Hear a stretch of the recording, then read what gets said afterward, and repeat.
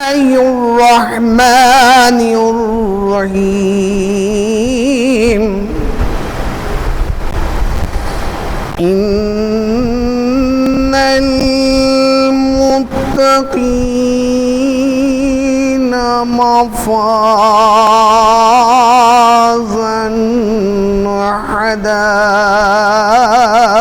حدائق وأعنابا وكواعب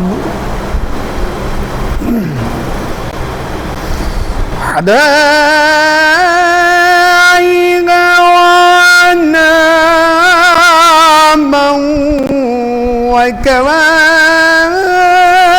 وكواعب أترابا وكأسا دهاقا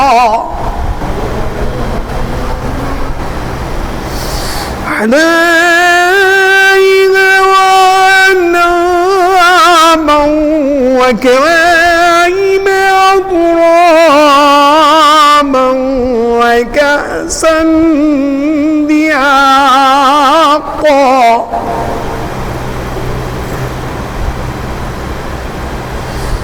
لا يسمعون فيها لغوا ولا كذابا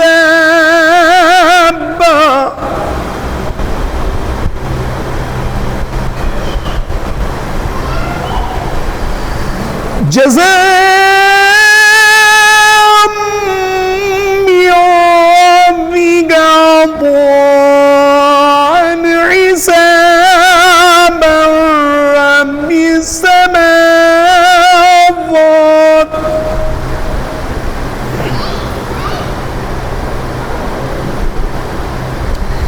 رب السماوات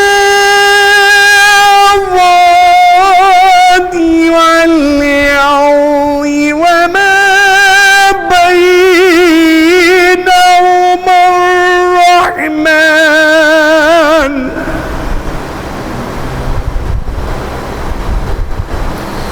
وما بينهما الرحمن لا يملكون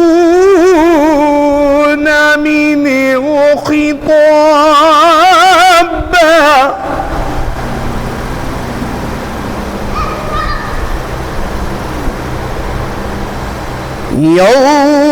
يوم يقوم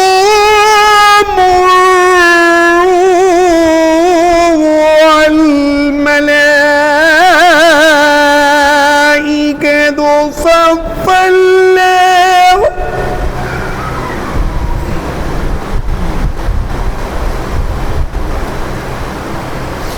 يوم يقوم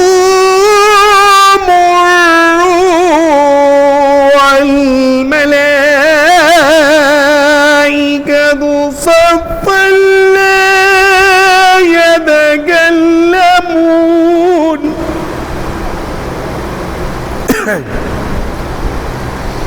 لا يتكلمون إلا من أذن له الرحمن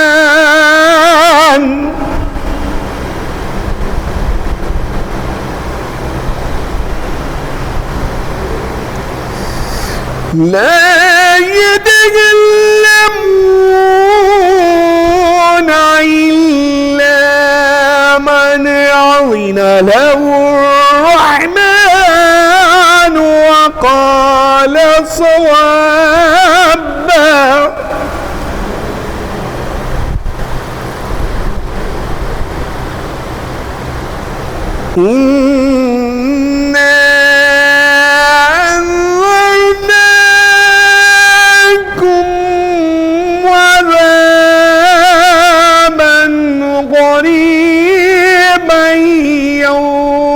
ينظر المرء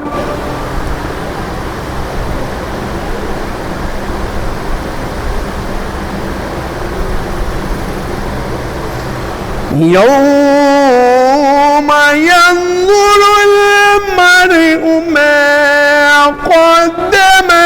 يداه ويقول الكافر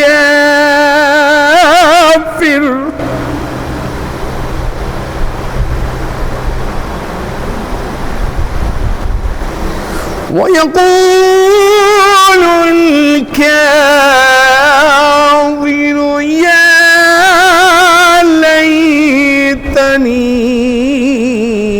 كنت ترابا.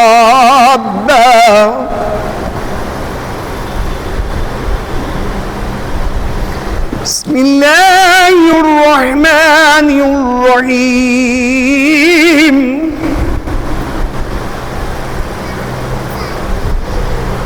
إذا جاء نصر الله والفتح ورأيت الناس يدخلون في دين الله أفواجا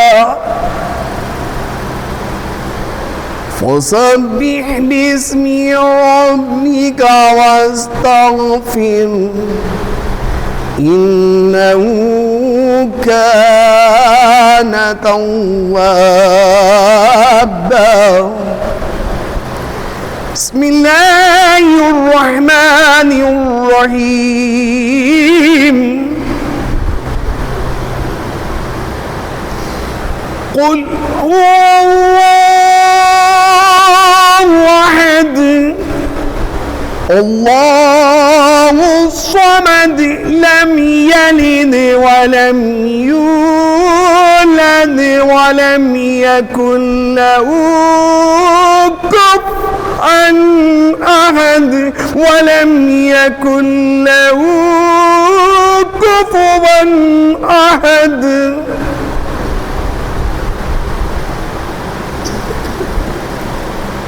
بسم الله الرحمن الرحيم.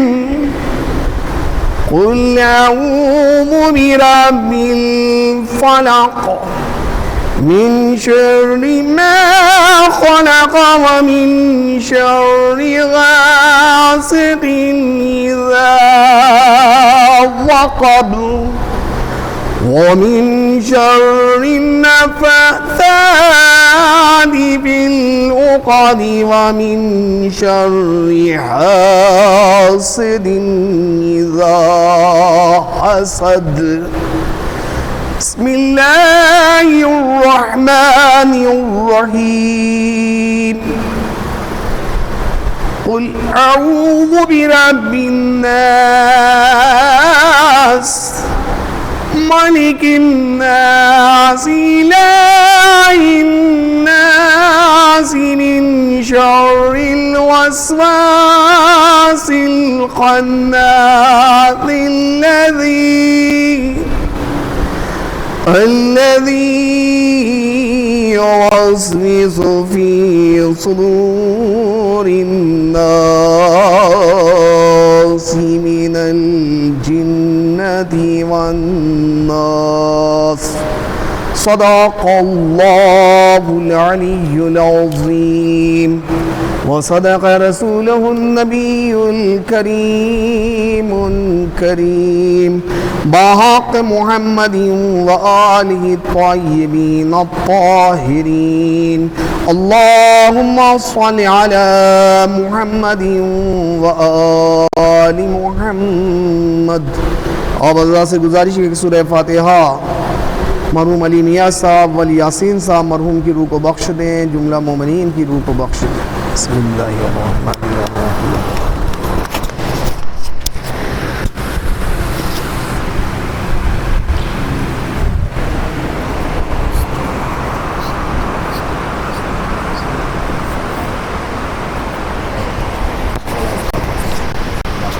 بسم اللہ.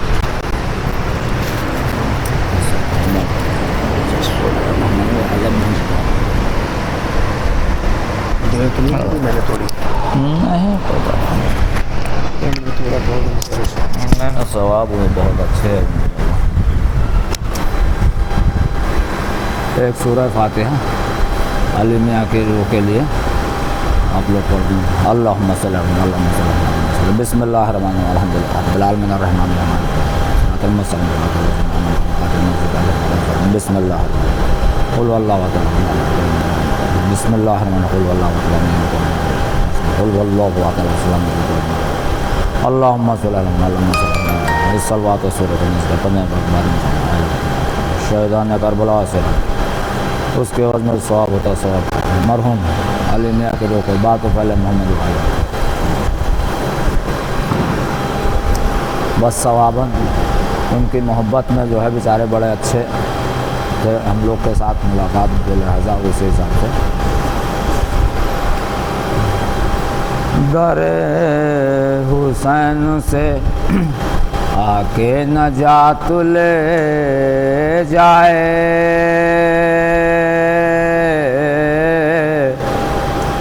در حسین سے آ کے نجات لے جائے اور علی کے لال سے کل کائنات لے جائے. در حسین سے آ کے نجات لے جائے اور علی کے لال سے کل کائنات لے جائے. اور جناب حر نے بتایا کہ روز عاشورا جناب حر نے بتایا کہ روز عاشورا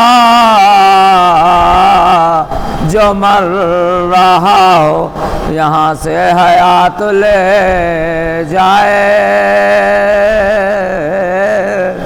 جو مر رہا ہو یہاں سے حیات لے جائے. اور یہ بات تو سچ ہے کہ غازی کے کٹ گئے بازو. یہ بات تو سچ ہے کہ غازی کے کٹ گئے بازو. ارے کسی میں دم ہے تو آ کے فرات لے جائے. اور در حسین سے آ کے نجات لے جائے اور علی کے لال سے کل کائنات لے جائے. ایک نعرہ صلوات بھیجیے. اللہم صلی علی محمد وآل محمد وعجل.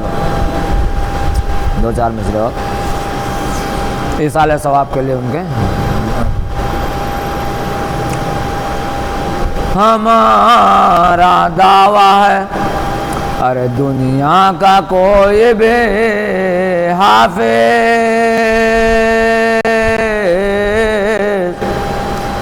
ہمارا دعویٰ ہے ارے دنیا کا کوئی بھی حافظ اور سینہ کی نوک سے قرآن سنا نہیں سکتا. ہمارا دعویٰ ہے ارے دنیا کا کوئی بھی حافظ اور سینہ کی نوک سے قرآن سنا نہیں سکتا. اور سینہ کی نوک سے یہ اعلان کر رہے ہیں حسینیت کا کوئی سر جھکا نہیں سکتا. حسینیت کا کوئی سر جھکا نہیں سکتا. اور کہا صغیر نے جا کے پئیں گے کوثر پا. کہا صغیر نے جا کے پئیں گے کوثر پا. ہماری پیاس یہ دریا بجھا نہیں سکتا. ہماری پیاس یہ دریا بجھا نہیں سکتا اور سینہ کی نوک سے یہ اعلان کر رہے ہیں حسین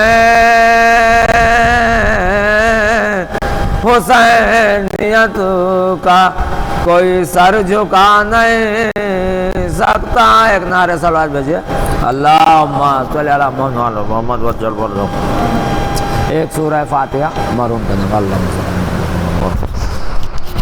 اسی کے ساتھ میں مولانا موصوف کو دعوت سخن دیتا ہوں کہ رونق ممبر افروز ہوں اور مرحوم کے مولانا کے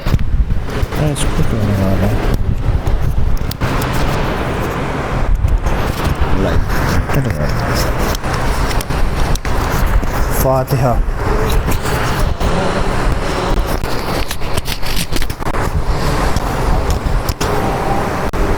فاتحہ.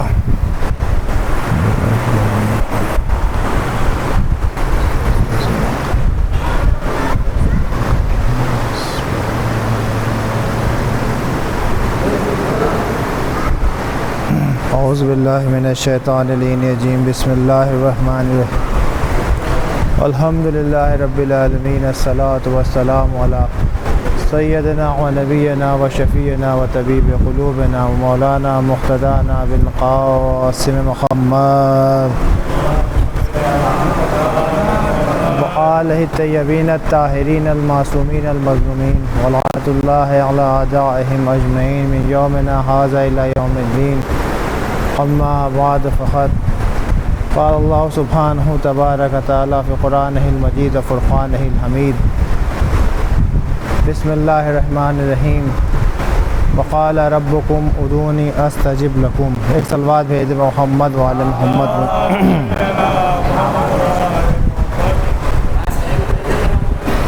آواز نہیں آ رہی ہے. ایک اور صلوات بھیج محمد.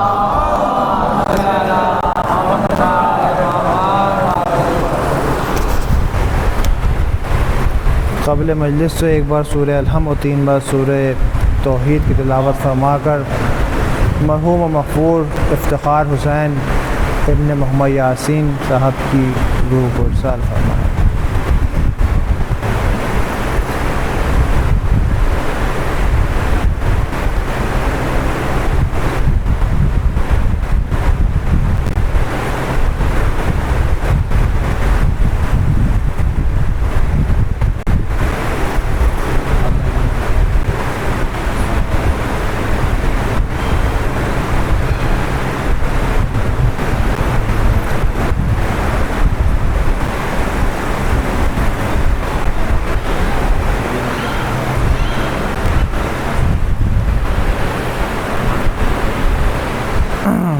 عزیزان گرامی،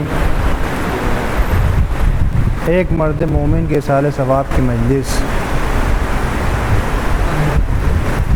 جو مسلسل اس مسجد سے وابستہ رہے، اور ہمیشہ میں نے اپنے کافی وقت سے دیکھا کہ یہیں آتے تھے، یہ نماز پڑھتے تھے اور بہترین کردار کے حامل تھے، بہترین نیک انسان، شریف النفس. جب گفتگو کرتے تھے تو دین و مذہب کی کرتے تھے، حکمت کی کرتے تھے، نماز روزہ یہی سب گفتگو ان کے زبان سے رہتی تھی. ایک سب سے اہم چیز جو ان کے میں تھی کہ وہ ہر وقت مسکراتے تھے، ہنستے رہتے تھے. مومن کی پہچان ہے کہ مومن جو ہے لاکھ کسی کی بات بھی ناگوار گزر جائے تو تلخ لہجے کو استعمال نہیں کرتا ہے، وہ بڑی خوبصورتی سے بات کو ختم کر دیتے تھے. روزانہ دعا کے بہترین شوقین تھے اور کافی دیر تک دعاؤں کو پڑھتے رہتے تھے، اور کچھ مخصوص دعائیں مجھ سے ہی بیان کیا کرتے تھے کہ یہ دعا پڑھیے تو اس کا یہ فائدہ ہے، اور یہ سورہ پڑھیے تو اس کا یہ فائدہ ہے. تو میں نے بھی سوچا کہ جو مجلس کا عنوان بھی اسی سلسلے میں ہو کہ خالق کائنات کی طرف سے ارشاد ہو رہا ہے کہ وقال ربکم ادعونی استجب لکم. تمہارے رب کا، تمہارے خالق کا یہ فیصلہ ہے کہ تم اس سے دعا طلب کرو، تم اس سے دعا مانگو، اور وہ تمہاری دعاؤں کو مستجاب کرنے والا ہے، وہ تمہاری دعاؤں کو قبول کرنے والا ہے۔ اس آیت کریمہ میں مطالبہ ایک طرف طلب کرنے والے سے کہا جا رہا ہے کہ تم طلب کرو، تم مانگو، اور دوسری طرف کہا جا رہا ہے کہ میں تمہاری دعاؤں کو مستجاب کروں گا، میں تمہاری دعاؤں کو سنوں گا، میں تمہاری دعاؤں کو قبول کروں گا۔ جب یہ بات خالق کائنات نے کہہ دی کہ میں دعاؤں کو سننے والا ہوں اور میں تمہاری دعاؤں کو سنوں گا اور میں تمہاری دعاؤں کو مستجاب کروں گا، عام طور سے بات نہیں کر رہا ہوں، عام طور سے یہ شکوہ لوگ کرتے نظر آتے ہیں، اکثر بیشتر آپ نے دیکھا ہوگا کہ لوگ یہ کہتے ہیں کہ صاحب میں تو دعائیں مانگ رہا ہوں اور میری دعا قبول نہیں ہوتی، میں آتا ہوں بارگاہ الہی میں دعا کو مانگتا ہوں اور میری دعائیں مستجاب نہیں ہوتی، میری دعائیں بارگاہ الہی میں قبول نہیں ہوتی۔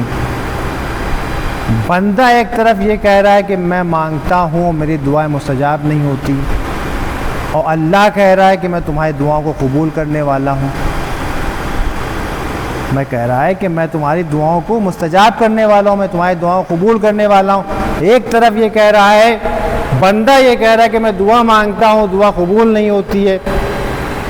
تو یہ معاملہ کیا ہے کہ اللہ تو کہہ رہا ہے کہ میں تمہاری دعاؤں کو سننے والا ہوں، خالق ہے وہ کہہ رہا ہے کہ میں تمہاری دعاؤں کو مستجاب کرنے والا ہوں، بندہ اس بات کو کہہ رہا ہے کہ میں تو مانگتا ہوں میری دعائیں مستجاب نہیں ہوتی، میں اس بارگاہ میں جاتا ہوں، اس مسجد میں جاتا ہوں، یہ نمازیں پڑھتا ہوں، یہ تعقیبات کرتا ہوں، میری دعائیں بارگاہ الہی میں مستجاب نہیں ہوتی ہیں۔ تو اب کیا معاملہ ہے کہ اللہ کہہ رہا ہے کہ میں دعاؤں کو مستجاب کرتا ہوں، بندہ یہ کہہ رہا ہے اکثر کہ میری دعائیں قبول نہیں ہوتی ہیں؟ تو نعوذ باللہ یہ تو شک پیدا ہی نہیں کر سکتے کہ معاذ اللہ خزانے قدرت میں کمی ہے، ہم نے مکان مانگا وہ مکان نہ دے سکا، ہم نے مال مانگا وہ مال نہ دے سکا، ہم نے دولت مانگی وہ دولت نہ دے سکا، یعنی کہ اس کے خزانے قدرت میں تو کمی ہے نہیں، وہ خالق کائنات ہے، آپ جو چیز مانگیں گے وہ عطا کرنے کی قدرت رکھتا ہے، اس بات پر پورا یقین ہمارا ہے کہ ہم مانگیں گے وہ فوراً عطا کرے گا، وہ عطا کرنے کی قوت رکھتا ہے۔ لیکن کیا سبب ہے اکثر یہ جملے نکلتے ہیں ہماری زبان سے کہ ہم مانگ رہے ہیں ہماری دعائیں مستجاب نہیں ہو رہی ہیں، ہماری دعائیں قبول نہیں ہو رہی ہیں، کیا سبب ہے؟ تو اعزان گرامی امام جعفر صادق علیہ السلام سے آگے پوچھا کسی نے، امام سے پوچھا کہ دعائیں تو مانگتے ہیں، دعائیں مستجاب نہیں ہوتی، ہم دعا تو طلب کرتے ہیں، دعا مستجاب نہیں ہوتی۔ تو امام نے فرمایا کہ دعا ایسے مانگو جیسے ایک ماں اپنے جوان بیٹے کی لاش پہ تڑپتی ہے، اس طریقے سے دعا مانگو کہ جس طرح سے ایک ماں اپنے جوان بیٹے کی، یعنی اس طریقے سے گریہ و زاری کے ساتھ دعا مانگو بارگاہ الہی میں، تنہائی میں جا کے دعا مانگو۔ یہ ضروری نہیں ہے کہ ہم پبلک میں ہوں، مومنین کے درمیان ہو تو دعائیں مانگ رہے ہیں، لیکن نماز واجب ہے، صبح کی نماز واجب ہے، ظہر کی نماز واجب ہے، عصر کی نماز واجب ہے، مغرب عشاء کی نماز واجب ہے، لیکن اس سے زیادہ، یہ تو نماز واجب ہیں، لیکن اس سے زیادہ نماز شب کی بڑی فضیلت ہے، نماز شب کا بہت ثواب ہے۔ اس کا سبب کیا ہے؟ جب انسان اپنی نیند سے تر کر کے اٹھ کے بارگاہ الہی میں رات کی تاریکی میں آتا ہے اور یا وہ تنہا ہو کر اپنے اللہ سے جب دعا طلب کرتا ہے تو اب اللہ اس کی دعاؤں کو مستجاب کر دیتا ہے، اللہ اس کی دعاؤں کو قبول کرتا ہے۔ اکثر و بیشتر ہم دعائیں مانگتے ہیں لیکن اس میں شامل کیا اصل میں حقیقت دعا سے آشنا ہی نہیں ہوئے کہ حقیقت دعا کیا ہے۔ بس فقط زبان سے کسی چیز کا اظہار کر دینا اور کسی چیز کو کہہ دینا یہ دعا نہیں ہے۔ اپنے پورے وجود کو دعا بنا کے تب بارگاہ الہی میں دعا کرو، اپنے پورے وجود کو دعا بنا کے بارگاہ الہی میں دعا کرو، اللہ تمہاری دعاؤں کو جب وہ کہہ رہا ہے کہ میں دعائیں مستجاب کروں گا، جب اللہ کہہ رہا ہے کہ میں تمہاری دعاؤں کو سنتا ہوں، میں تمہاری دعاؤں کو مستجاب کرتا ہوں اور میں تمہاری دعاؤں کو مستجاب کروں گا، تو کیا سبب ہے کہ ہم مشکلات کا شکار ہیں، ہم پریشانیوں کا شکار ہیں، ہم یہ کہتے نظر آتے ہیں کہ دعا مستجاب نہیں ہو رہی ہے؟ خالق کائنات کی طرف سے کوئی مسئلہ نہیں، مسئلہ ہماری طرف سے کہ ہم دعا مانگ نہیں پا رہے ہیں معافی۔ اپنے اللہ سے ہم اپنے خالق سے دعا مانگ نہیں پا رہے ہیں۔ صلوات محمد وآل محمد۔ اور اکثر بیشتر جب دعا مانگتے ہیں تو ایک بات دوسری چیز آپ کو بتا دوں، کبھی کبھی ہم دعا مانگتے ہیں خواہشات کے تحت دعا۔ ایک وہ دعا ہے کہ ضرورت زندگی کے لیے دعا مانگتے ہیں، ایک وہ ہے کہ خواہشات شامل ہو جاتی ہیں، خواہشات ہماری شامل ہوتی ہیں دعا کے اندر۔ ایک واقعہ آپ کو سناؤں، امام زین العابدین علیہ السلام کا بچپنا ہے کہ دیکھیے خواہش کے سلسلے میں امام نے کیا فرمایا کہ امام کا سن جو ہے 5 سال کا ہے، امام کا سن 5 سال کا ہے۔ امام کچھ علیل ہوئے اور کچھ دنوں کے بعد افاقہ ہوا علالت سے، تو سید الشہداء امام حسین علیہ السلام خدمت اقدس میں تشریف لائے اور اپنے فرزند سے پوچھا۔ اب باپ تو اولاد سے کتنی محبت کرتا ہے باپ ہی سمجھ سکتا ہے۔ اکثر و بیشتر ہم دیکھا ہوگا، وہ تو معصومین کیا کی بات ہے، وہاں کوئی مسئلہ نہیں، لیکن اپنی زندگی کو بتاؤں، باپ اولاد سے اتنی محبت کرتا ہے اتنی اولاد باپ سے محبت نہیں کرتی ہے۔ اکثر بیشتر جتنی محبت ماں باپ اپنے بچوں سے کرتے ہیں، بچے اتنی محبت ماں باپ سے نہیں کرتے۔ یہ فطری تقاضے ہیں، وہ ایک الگ بحث ہے۔ تو امام خدمت میں آئے امام حسین اور چوتھے امام زین العابدین علیہ السلام سے پوچھا کہ بیٹا کوئی خواہش ہے؟ بیٹا چوتھے امام سے امام حسین پوچھ رہے ہیں کہ بیٹا کوئی خواہش ہے؟ تو چوتھے امام نے یہ نہیں کہا کہ بابا جان خواہش نہیں ہے، چوتھے امام نے کہا کہ خواہش ہے۔ بس بات یہاں پہ اتنی بتانا چاہتا ہوں کہ جب ہم دعا کرتے ہیں تو خواہشات کو شامل حال رکھتے ہیں کہ ہماری خواہشات ہم پہ غالب آتی ہیں اور ہم دعائیں مانگتے ہیں طرح طرح کی، یہ ہو جائے، یہ ہو جائے، یہ مل جائے، وہ مل جائے، یہ خواہشات کے تقاضے ہیں۔ اگر ہمارے سامنے مرضی الہی ہو، اللہ کی رضا ہو کہ جو اللہ چاہتا ہے وہ مجھے بہتر جاننے والا ہے، میرا خالق ہے، وہ جو مجھے چاہے گا بہتر عطا کر دے گا۔ تو ویسے ہی امام حسین سے جیسے چوتھے امام نے پوچھا کہ بیٹا کوئی خواہش ہے، تو چوتھے امام نے کہا کہ نہیں بابا جان خواہش ہے۔ یہ نہیں کہا کہ کوئی خواہش نہیں ہے، کہا کہ بابا جان خواہش ہے۔ تو امام حسین نے کہا کہ بتاؤ بیٹا، فوراً بتاؤ، میں تمہاری خواہش کو فوراً پورا کروں گا، فوراً میں تمہاری خواہش کو پورا کروں گا۔ تو اب چوتھے امام کا جملہ اپنے ذہنوں میں محفوظ رکھ لیے گا کہ چوتھے امام نے کیا فرمایا۔ چوتھے امام نے فرمایا کہ بابا جان خواہش تو ہے، اور میری خواہش یہ ہے، بابا جان میری خواہش یہ ہے کہ میرے دل میں کوئی ایسی خواہش نہ پیدا ہو جو مرضی الہی کے خلاف ہو، میرے دل میں کوئی بھی ایسی خواہش نہ پیدا ہو جو مرضی الہی کے خلاف ہو۔ جب ہمارے ذہنوں میں یہ چیز محفوظ رہے گی کہ اللہ کی جو چیز مانگیں گے اس میں شامل اللہ کی رضا رکھیں گے، اللہ چاہے میرے حق میں بہتر تو مجھے عطا کر دے، میرا خالق اگر چاہے میرے حق میں بہتر تو مجھے عطا کر دے۔ جب آپ کی نیت یہ ہوگی تو اللہ جو چاہے گا آپ کے حق میں وہی بہتر کرے گا۔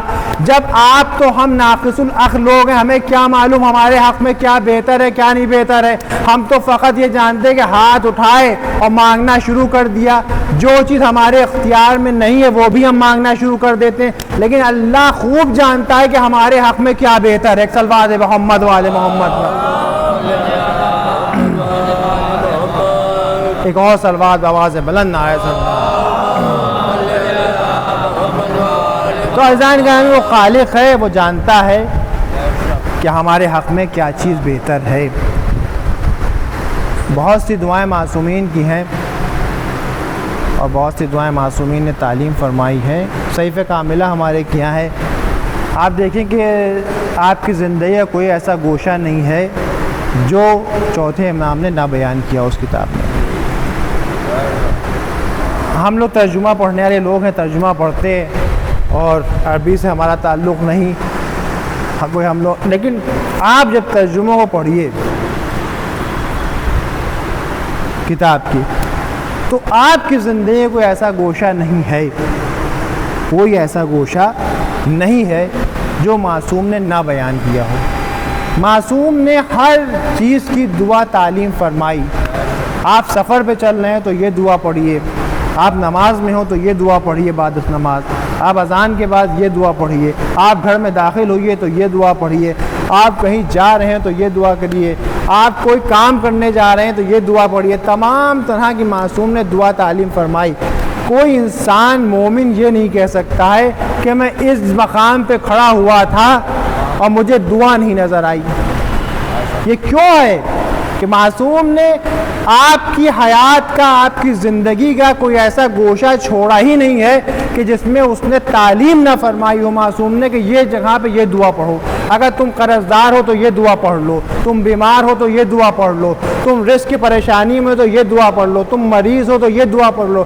یعنی کہ ہر چیز کی دعا معصوم نے آپ کو عطا فرمائی ہے، کتابوں میں وہ دعائیں محفوظ ہیں، لیکن ہم کو معرفت دعا نہیں ہے کہ ہم دعائیں پڑھنے کا ہم کو سلیقہ ہی نہیں آتا، ہم کو معرفت نہیں ہے کہ ہم کو کیسے اللہ سے گفتگو کرنی ہے۔ اصل میں عزیزان گرامی دعا کا معنی گفتگو کرنے کا ہے، خالق سے مخلوق کے رابطہ و گفتگو کرنے کا نام دعا ہے۔ وہ انسان اکثر آپ دیکھتے ہیں کہ نماز لوگوں نے پڑھی، نماز پڑھنے کے بعد دعا کو ترجیح نہیں دیتے۔ معصوم نے فرمایا کہ جو شخص نماز پڑھے اور دعا نہ کرے اس کی نماز نہیں قبول۔ اتنی اہمیت بتائی دعا کی کہ نماز پڑھنے کے بعد جو شخص دعا نہ مانگے تو اللہ اس کی نماز تو قبول نہیں۔ جلدی جلدی نماز، آج کا زمانہ تو مغربین اور عشاء میں بڑا مسئلہ ہوا جا رہا ہے، رمضان چل رہا ہے تو لوگ افطاری کے چکر میں دعا کو چھوڑ دیتے، واجبی ادا کر لیتے، یہی بڑی بات ہے نماز ادا کر لیتے۔ تو آپ نے دیکھا ہوگا کہ افطاری آ رہی ہے اس سے پہلے دعا ہوا چھوڑی، انہوں نے پہلے اپنا مسئلہ دیکھا کہ فاقے سے بھی ہیں، دن بھر سے روزہ رکھا ہے، لیکن اذان گرامی روزہ کھولنے سے پہلے بھی دعا فرمائی، کہا کہ ایسے ہی نہ کھول لینا کہ بھگ سے منہ میں پھلکی چلی گئی، ٹھیک ہے، اس سے پہلے بھی دعا، یہ دعا پڑھو تب جا کر تم روزہ کھولو۔ تو اذان نے کہا یہ اہمیت دعا ہے کہ جب انسان ہر دعا سے آشنا ہو جائے گا تب اس کو سمجھ میں آئے گا کہ دعا کیا چیز ہے۔ ایک صلوات محمد وعلى محمد۔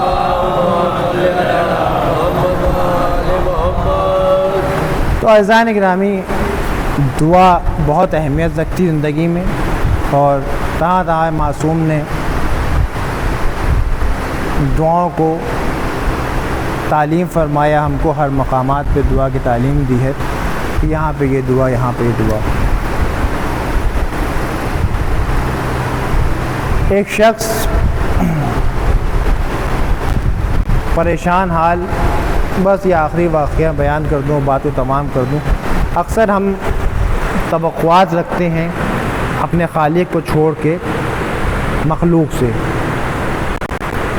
اکثر آپ نے دیکھا ہوگا لوگ پریشان ہوتے ہیں تو خالق کے پاس نہ جانے کے بجائے مخلوق کی طرف چلے جاتے ہیں، بندوں کی طرف چلے جاتے ہیں، بندوں سے مانگنا شروع کر دیتے ہیں کہ ہو سکتا ہے کہ یہ میرا مددگار ثابت ہو جائے، میں اس سے جا کے طلب کروں گا تو یہی میری دعا کو سن لے گا۔ لیکن عزیزان گرامی اگر آپ خالق سے کہیں، اپنے اللہ ہی سے رابطہ رکھیں، تو یہ جو آپ سنتے ہیں کہ زمین پھٹی اور سونا نکل آیا، آسمان پھٹی اور سونا آ گیا، کسی کے پاس غیب سے مدد ہو گئی، جو آپ لفظ استعمال کرتے ہیں غیب سے مدد ہو گئی، فلاں صاحب کی غیب سے مدد ہو گئی، آپ نے جو لوگ ہوں گے ان کو بھی کبھی کبھی ایسا محسوس ہوتا ہوگا کہ غیب سے مدد ہو گئی. تو غیب سے مدد یہی ہے کہ جب ہم اللہ سے دعا کرتے ہیں تو اللہ ہماری دعائیں مستجاب کرتا ہے. تو وہ شخص جو ہے مصر کا ہے، اور وہ مصر میں بہت غریب اور بہت پریشان حال شخص ہے، اور وہ اپنے گھر میں داخل ہوتا ہے اور اپنے بیوی بچوں کو فاقے میں بھوکمری میں دیکھتا ہے کہ بچے فاقے سے بلک رہے ہیں. مومن ہے، متقی ہے، پرہیزگار ہے. وہ جاتا ہے مسجد نبوی میں اور جا کے وہ بارگاہ الہی میں دعا کرنے لگتا ہے. یہ غالباً مسجد کوفہ ہوگی. وہاں جا کے اس نے دعائیں کرنا شروع کر دی. جو اس شہر کا حاکم تھا، شہر کا حاکم جو تھا، وہ اپنے بستر پہ آرام کر رہا تھا. ایک دم سے وہ بیدار ہوتا ہے. بیدار ہونے کے بعد کوئی اس نے خواب وغیرہ دیکھا، کیا دیکھا، پورا کتاب میں واقعہ لکھا ہوا ہے، پورا واقعہ بیان نہیں کر رہا ہوں، کہ اس نے جیسے ہی بیدار ہوا اس نے کچھ اشرفیاں فوراً اپنے غلام کو بلایا، خادم کو بلایا، اور وہ اشرفیاں اس غلام کو دی اور کہا جا کے دیکھو کوئی ضرورت مند مل جائے تو اس کو دے دینا، اور اس سے کہنا کہ جب پھر ضرورت ہو تو مجھ سے مانگ لے. یہ اشرفیاں اس کو دینا، اس ضرورت مند کو، اس سے کہنا جب پھر ضرورت مند پڑے تو مجھ سے مانگ لینا. غلام نے کہا حضور رات کی تاریکی ہو رہی ہے، اندھیرا ہے اور شہر بالکل سنسان پڑا ہوا ہے، اس صحرا میں کیسے؟ اس کا حاکم کا حکم ہوا کہ نہیں ابھی جاؤ اور جا کے دے کے آؤ. اب وہ بیچارہ غلام حاکم جا کے اونٹ پہ سوار ہوا، اور سوار ہونے کے بعد شہر کا گلی کوچوں میں جانے لگا. تو جب وہ مسجد سے قریب سے جا رہا تھا تو اس نے ایک گریہ و زاری کی آواز سنی کہ کوئی شخص ہے جو مسجد میں گریہ و زاری کر رہا ہے اور بہت تڑپ تڑپ کے اپنے خالق سے دعا کر رہا ہے اور اپنی مصیبت و مشکلات کو بیان کر رہا ہے. وہ شخص مسجد کے اندر داخل ہوتا ہے اور داخل ہو کے اس کی دعاؤں کو سنتا ہے. وہ دعا کر رہا تھا پروردگار میرے بچے فاقے سے ہیں، میری بیوی فاقے سے ہے، میرے لیے اہتمام کر دے پروردگار کچھ کوئی مجھے. وہ شخص آیا، اس نے وہ اشرفیاں جو ہیں اس کو دی، اس شخص کو وہ اشرفیاں دیں. اور حسب جیسے ہی حاکم نے کہا تھا کہ جب یہ اشرفیاں اس کے ہاتھ میں دینا تو یہ جملہ ضرور کہہ دینا کہ پھر ضرورت ہو پھر ہم سے مانگ لے. یہ اشرفیاں دینے کے بعد اس سے کہنا کہ پھر ضرورت ہو تو پھر ہم سے مانگ لینا. اسی طریقے سے خادم نے غلام نے جا کے جب اشرفیاں دی اور دینے کے بعد کہا کہ دیکھو جب پھر ضرورت ہو تو ہم سے مانگ لینا. اب دیکھیے کتنا ایمان کا مستحکم شخص تھا، کتنا مومن آدمی تھا. اس نے کہا کہ نہیں میں تم سے نہیں مانگوں گا. دیکھیے ایمان. اس نے کہا میں تم سے نہیں مانگوں گا، میں پھر مسجد نبوی میں آؤں گا اور میں پھر مصلی پہ بیٹھوں گا اور میں پھر اللہ سے طلب کروں گا اور پھر اللہ حاکم وقت کے دل کو موڑے گا، پھر حاکم وقت کے دل کو بے چین کرے گا اور پھر وہ تجھے بھیجے گا اور پھر میری مدد ہوگی. عزیزان گرامی جب ایمان اتنا مستحکم ہوتا ہے تو انسان بندوں سے نہیں طلب کرتا، اپنے خالق کائنات سے طلب کرتا ہے. صلوات محمد والے محمد.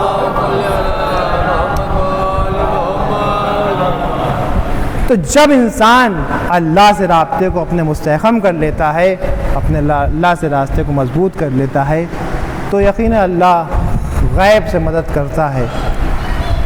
تو عزیزان گرامی کافی تاخیر ہو رہی ہے مجلس میں، تو بس بات کو میں تمام کر دوں یہاں پہ کہ دعا ایک ایسی چیز ہے کہ انسان کا پورا وجود اگر دعا بن جائے. امام نے فرمایا کہ اپنے پورے وجود کو دعا بنا لو.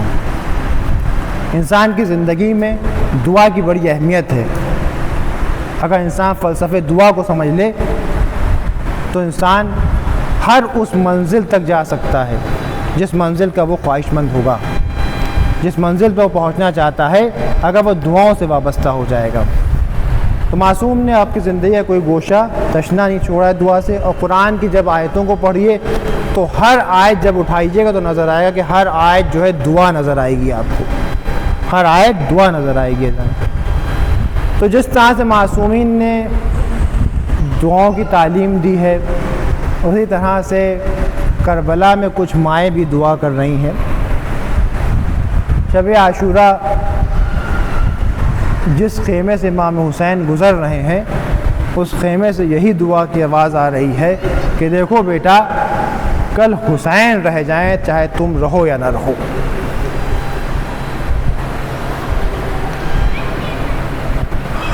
حسین رہ جائیں تم رہو یا نہ رہو۔